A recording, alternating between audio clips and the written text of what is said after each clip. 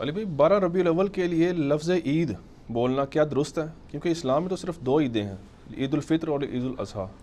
یہ بات حقیقت ہے کہ صحیح بخاری اور صحیح مسلم کی احادیث کی روشنی میں مسلمانوں کی عیدیں 2 ہی ہیں۔ عید الفطر چھوٹی عید 1 شوال کو منائی جاتی ہے، اور دوسری عید الاضحیٰ بڑی عید، قربانی والی عید جو 10 ذوالحجہ کو منائی جاتی ہے۔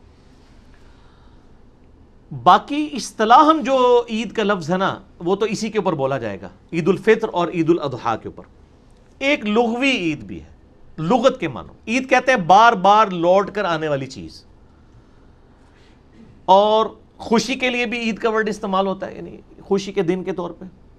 تو لغت میں عید کا ورڈ جو ہے وہ ایون اصطلاح بھی کہہ سکتے ہیں، اصطلاح میں بھی ان 2 کے علاوہ بھی بولا گیا ہے۔ جمعے کے دن کو بھی عید کا دن کہا گیا، تو سال میں 52 جمعے تو آتے ہیں نا، تو سر 2 کے ساتھ یہ 52 جمعے بھی تو شامل کریں عید کے۔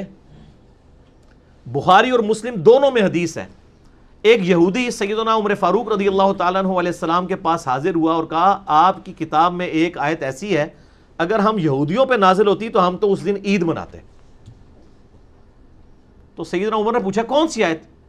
اس نے کہا یہ جو سورۃ المائدہ کی آیت نمبر 3 ہے، الیوم اکملت لکم دینکم واتممت علیکم نعمتی ورضیت لکم الاسلام دینا۔ آج کے دن میں نے تمہارے لیے تمہارا دین مکمل کر دیا، اپنی نعمت تم پر تمام کر دی، اور اسلام کو ایز اے ریلیجن تمہارے لیے پسند کیا۔ تو سیدنا عمر نے بڑا انٹلیکچوئل جواب دیا۔ آپ نے کہا کہ ہمیں پتہ ہے کہ یہ آیت کس موقع پر اور کس جگہ پہ نازل ہوئی تھی، یہ یوم عرفہ کے دن نازل ہوئی تھی اور وہ جمعے کا ہی دن تھا۔ یعنی کیا مطلب کہ وہ عید کا ہی دن تھا، تو ہمیں جو کہہ رہا نا عید مناؤ تو وہ جمعے کا دن تھا، عید کا ہی دن تھا۔ اچھا بخاری مسلم میں یہ حدیث ہے، ترمذی میں بھی یہ حدیث موجود ہے، لیکن امام ترمذی اس سے آگے ایک اور حدیث لے آئے ہیں۔ ابن عباس سے کوئی یہودی آ کے یہی بات کرتا ہے، تو ابن عباس تو پھر کھل کے جواب دیتے ہیں، وہ کہتے ہیں کہ ہمیں اللہ نے پہلے ہی 2 عیدیں دی ہوئی تھیں اس دن جس دن یہ آیت نازل ہوئی ہے، ایک یوم عرفہ کا دن اور ایک جمعے کا دن۔ تو ابن عباس نے لفظ عید بول دیا کس کے اوپر؟ یوم عرفہ پہ بھی، 9 ذوالحجہ کو بھی، اور جمعے کو بھی۔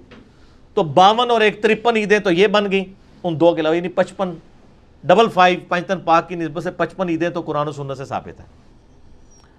تو اگر کوئی عید میلاد النبی پہ بھی عید کا لفظ بول دیتا ہے اجتہاداً، بار بار لوٹ کے آنے والی نبی علیہ السلام کی ایک محبت کی وجہ سے، تو اس کے اوپر کوئی شرعی فتویٰ تو نہیں لگ سکتا، لیکن اس کو لغت میں ہی رہنے دیں۔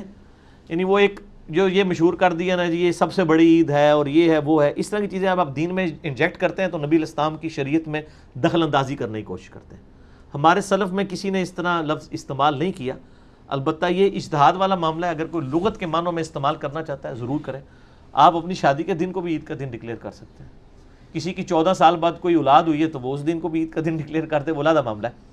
تو نبی علیہ السلام کے لیے بھی اگر کوئی عید میلاد النبی کا لفظ بول لیتا ہے تو اس کے اوپر کوئی چڑھنا نہیں چاہیے، ان بحثوں میں نہیں پڑھنا چاہیے، بلکہ آپ کو اس دن جو ایکٹیویٹیز ہوتی ہیں ان میں سے جو جائز ایکٹیویٹیز ہیں ان کو انڈورس کریں، جو غلط چیزیں ہیں ان کو آپ ہائی لائٹ کریں۔ یہ طریقہ نہیں ہے کہ آپ نفرت کا اظہار کریں کہ عیدیں 2 ہی ہوتی ہیں، یہ تو اب پرانی بات ہوگی نا سر، اب ہم نے آپ کو 53 عیدیں ثابت کر دی ہیں تو آپ کی تو ڈاکٹرائن ہی ٹوٹ گئی نا ساری۔ تو اس لیے علمی بات کیا کریں۔